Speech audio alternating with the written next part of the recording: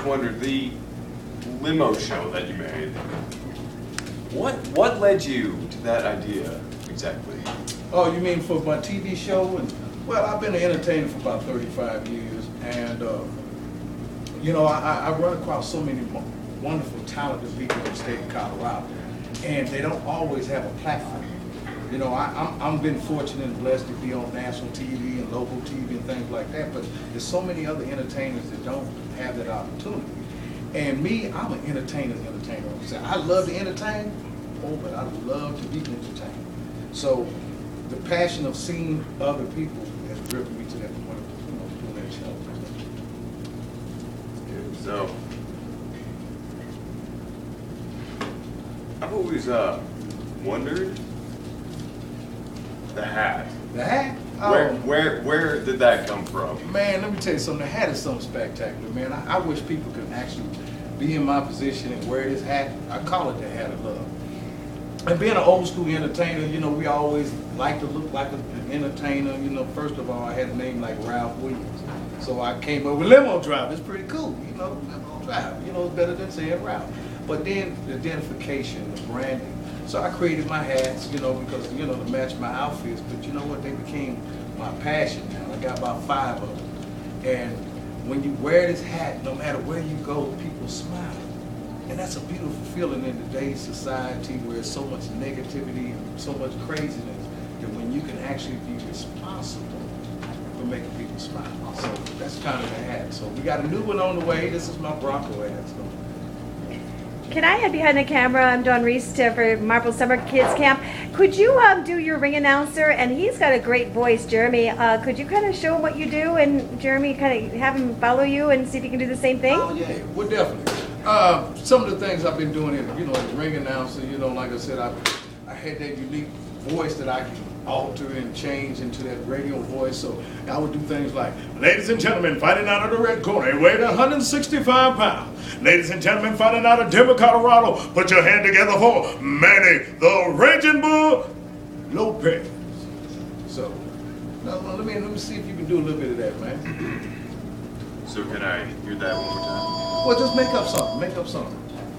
You're announcing. Just think about what you want to say. Say, tell them this guy here fighting that guy in the corner with the red hair. You know, you know. Just, right. So, ladies and gentlemen, in the red corner, there's Redhead Larry. wow, man, that's amazing. Man, guy, look, I can put you in my camp, man. You be one of the top cats out there, man. As a matter of fact, I'm gonna have to get you for announcing some things for me. You got a man, look, you got a natural talent, and all you need to do is develop it. Now, Limo Driver, I have a couple questions I'm going to throw in as well. Tell us about your camp, because you know, with the voices like that, you can actually do something to make things happen for the kids.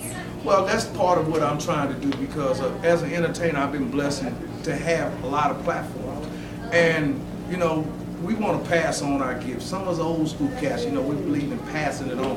And so I employ and just love the opportunity to take youngsters, man, and be able to just, you know, guide them and get in that direction, because I had to chase that talent. You know, I had to sit at the feet of wise people and take notes. Nobody really came up to me and said, hey, look, this is something that we want to help you with and teach you. So where I felt a void in my life, I want to take that void away from youngsters like yourself, because like I think you have phenomenal talent. And at 16, whoa, man, wow.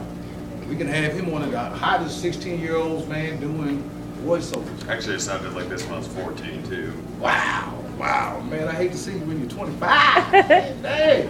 Could be way down here. Man. Yeah, so now you got a girlfriend, right? Well, almost. Almost. Yeah, you done wow her with that voice. Hey, baby, you want to like to go out and get some ice cream? Shame, you know, since you got that voice, you just got to know how to work it. You might be a little bit too mature for some of the girls your age, so, you know, time will come. So, how did you get started? Well, in the entertainment business, I guess when I first had a friend of mine, he was actually a manager of a very famous national group called Lakeside. And so working with him, and he was always the adventurous guy who was putting on productions and plays and things like that. I got opportunities, and the passion bit me, you know, for being an entertainer. As a kid at 5 years old, I used to imitate James Brown and different things. So just having those opportunities to, you know, further my craft, you know, got me excited about it, you know. Yeah. That's what I'm looking for right now. Yeah. So how long you been doing entertainment? Well, I guess not like entertainment like you, but I do musical plays, form of entertainment. Now, you're pretty well known with the Denver Broncos. Tell us about that.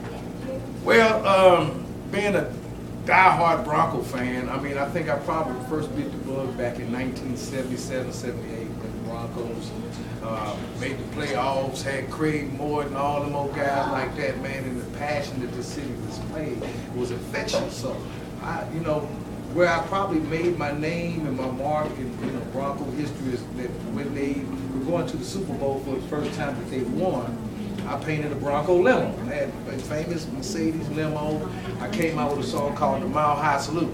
It went like a little something like this. We're here to come for all real Bronco fans. Not the fan with the fans, not the ones afraid to stand up and salute their team. We don't mean to brag, we don't mean to boast. We celebrate our Broncos with a victory toast. We're Bronco fans, win or lose, Bronco score.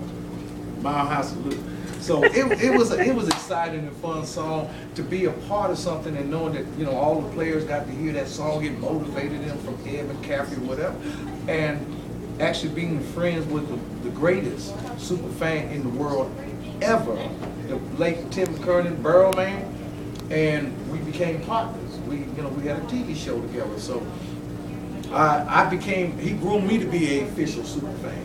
And so in his passing, I've carried on a lot of the traditions and the passion that he displayed along with the other super fans, you know, that we're committed to, you know, because we understand that we can make a difference with our team. Just our passion, our support, our noise. So we learn that. So we're crazy, you know, we get to be crazy, man. That's simple. Yeah. So, overall, what does it take to become an announcer, a radio voice? Well, one, it's kind of hard to take somebody who doesn't have the physical ability to make their voice something special. But sometimes you can take a person just with the unique talents and the way they mouth words and things like that make it special, because there's a lot of great announcers I can think of that didn't have that great, powerful voice. So it takes practice, it takes dedication, and consistency, because you never know. You know, I would encourage people to do demo tapes, always practice on putting something together, and see where it goes. So, for my last question for you, would you have any advice for me as an announcer voice? Man, look, all I can say is you have the talent. Don't allow nobody to make you think otherwise.